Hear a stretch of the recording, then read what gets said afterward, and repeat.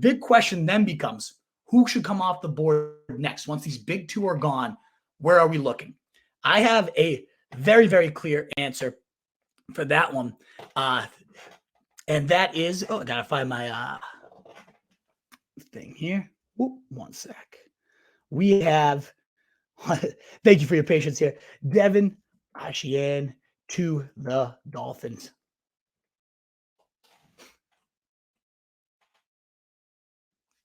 Sorry, something got deleted here. All right.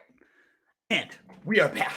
So my clear-cut number 3, tier of his own. And that's how we've gone so far. Bijan, then Jahmyr Gibbs, and then tier of his own, Devon Achane from Texas A&M. He was the running back 6 off the board, goes to Miami at 84, and I love everything about the player. I love everything about the fit. Let's talk about both here. 4.3, 240, the third fastest among all combine participants, and he's not just a straight line speed guy. Now, 2 of my favorite draft analysts, Danny Kelly of The Ringer, Scott Barrett, as we've already talked about, they have a pre-draft conversation. This is what Danny Kelly says. I don't say this lightly because I know everyone compares any given fast guy to Tyreek Hill, but Achane comes the closest I've seen over the last 5 years to moving with the twitchy, turbocharged acceleration, explosive see-ya speed of Tyreek Hill. Boom. That's really important. Then we have Scott Barrett in that same conversation. If he lands in Miami, may God have mercy on our souls. And where does he go but Miami? One, they absolutely love him. This is why it's perfect. We have Mike McDaniel say, we spent some time with him, got to know him. And as a person, watched his film 2-3 weeks ago, Mike was convicted in his love for the player. We all were, but Mike was so very, very enthused. And the GM just starts cracking up while explaining it because of how much that Miami loved this kid. They value and maximize speed and running after the catch. Perfect for Achane's skill set. Tons of space, given that you have Tyreek Hill, Jalen Waddle opening that middle of the field for him to just get the dump offs, the screens. He's going to have oodles of space, and plus the run scheme, outside zone. Absolutely perfect, given this is his skill set. This is what Dane Brugler, one of my favorite analysis, we're going to talk about frequently in here. This is how he described Devon. Solid vision, insane sports car acceleration. It's instant, allowing him to scoot through lanes or find the back door when the designed run is taken away. He makes quick reads, collects his feet, and accelerates out of it with sprinting speed. Rare acceleration allows him to access run paths most backs can't. A bouncy runner with springs and calves to stack cuts on cuts on cuts.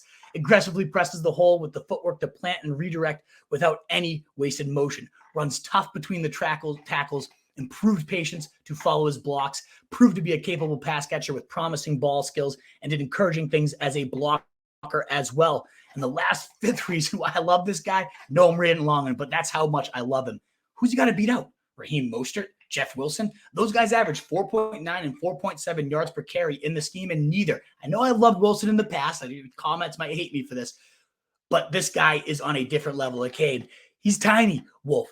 You know, nobody that size ever pans out. He weighed 188 pounds, and since 2000, there have only been 3 running backs to a less than 190 and finish as a top 24 running back or better. That was Warwick Dunn, Darren Sproles, and Tariq Cohen. Not a great hit rate. We're talking about an outlier here, but that's how much I believe in the kid. I absolutely am buying. This is the perfect spot for him to be an outlier as well as his skill set. It is just such a great mesh. And if you want to question his toughness any further, can this small guy handle a workhorse load? Well, let's look at it.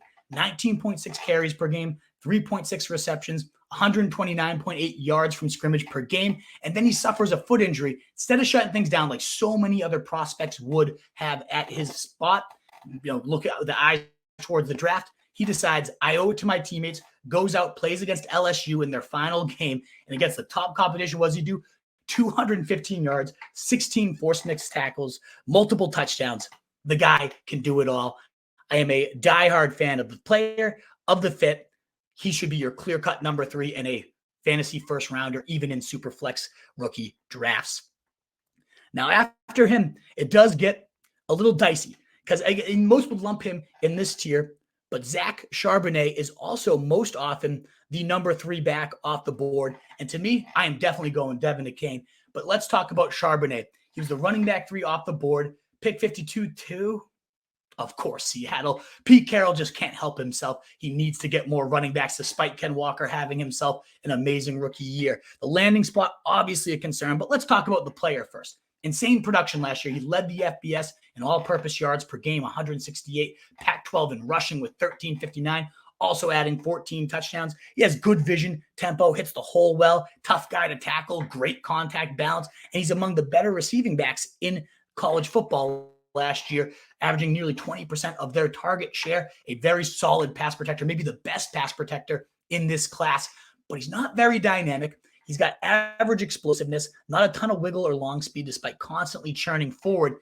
And he also played in Chip Kelly's UCLA system, a great, maybe the best run scheme in all of college football. Produced, 160 yards per game for LaMichael James, Kendrick Barner, Josh Kelly, and none of them have ever lived up to anything at the NFL level. The draft capital's there, round 2, third running back off the board, but Walker is clearly the guy, in my opinion. He's a way better prospect, a way better runner, and he's fresh off a very good rookie season. So the immediate path to receiving work could be there for Charbonnet, but then they also add Kenny McIntosh, a great pass catcher, in round 7. So the best case here, Charbonnet does resemble DeMarco Murray, but to me, he's more A.J. Dillon, especially in that sense of a second fiddle here. I see it as an Aaron Jones, A.J. Dillon type of situation, with Charbonnet, unfortunately, being that second fiddle, which drops him, despite being the third running back off the board, to my running back 4. Give me Devon Achane ahead of him. Now, one guy that I am very intrigued to learn a little bit more about, Kendre Miller. He's a running back 4 off the board at pick 71 to, unfortunately, the Saints, which seems like a hideous landing spot, but maybe it's not as bad as meets the eye. First of all, I got to say, tons of smart people are all in on Kendre Miller, especially Scott Barrett, his third running back in his post-draft rankings. I love Scott. I trust him with everything. So maybe I need to reevaluate and bump Kendre Miller above Charbonnet, consider him in Devon Achane tier. Let's find out. He's 5'11", 218, prototypical size. He had 1,399 rushing yards and an impressive 17 touchdowns. He's averaged 6.7 yards per carry across his TCU career. A patient runner, lively feet, slices through the openings, tempo, all that good stuff. He's competitive. He's a power back, but he's got that little bit of an upright style that can definitely leave him susceptible to injuries. Little bit of a work in progress as a receiver, and that's why I don't necessarily love him. I want my rookies, I want all my backs to be able to have some ceiling as a pass catcher. Maybe he was just underutilized, but hasn't really flashed a ton of ability in that sense. But he's got a strong lower body, great agility, great acceleration, so maybe I do need to put him up. He's also very young. He's not even 21 yet. The landing spot, you got the capital, 4th running back off the board. They also just invested in Jamal Williams. I know he's just a guy, a very pedestrian, but definitely a big touchdown vulture. Just led the NFL in rushing touchdowns. There is a real chance that Kamara is in his last year with the Saints. If he's not in prison, he's definitely going to be suspended for a good part of this year, which will give Kendre Miller a spot to just take over that Mark Ingram role. And what if he's out the whole year, Kamara? There could be a real shot at a huge role for Kendre Miller right away. And I bet this is among the last seasons for Kamara regardless. So the long-term upside does look very good with Kendre Miller. And with so many smart people in on him, 5 feels perhaps a little too low.